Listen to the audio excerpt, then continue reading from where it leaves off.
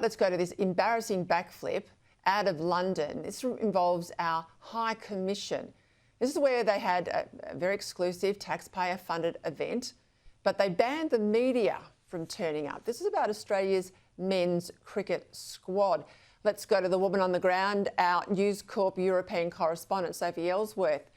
Well, I tell you what, if taxpayers are paying for a really expensive shindig, taxpayers want to know what's going on, and we want our media in there as well. What happened here?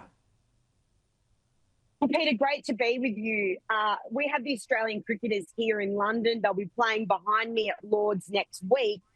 And there was this media event last night, or this function, should I say, at Australia House, which you and I and the taxpayers pay for.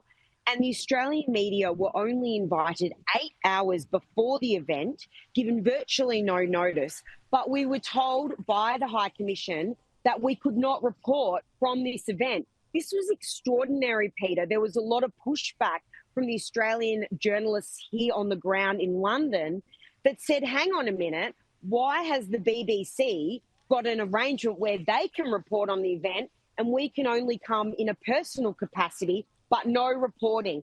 And sure enough, logic prevailed and the High Commission overturned this decision. I asked Stephen Smith, the High Commissioner, about this last night. He was not very pleased when I approached him about it. And there seems to be an awful lot of finger pointing here, finger pointing at Cricket Australia, at the BBC. Peter, this is embarrassing. We are Australian reporters here on the ground. We should be reporting on these events. And it was only that we pushed back that we were allowed to do so. Let's go to the spike in migration, illegal migration across the channel. I've covered it a couple of times this week. It's interesting. You've got a report that proves it's the Rwandan solution that actually never got off the ground. That's been about the only thing that's cut back some of the early numbers.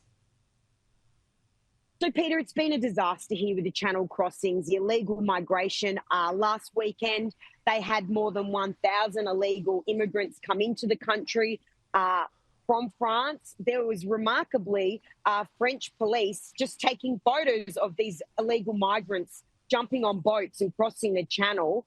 And this is something that Keir Starmer has not been able to stop.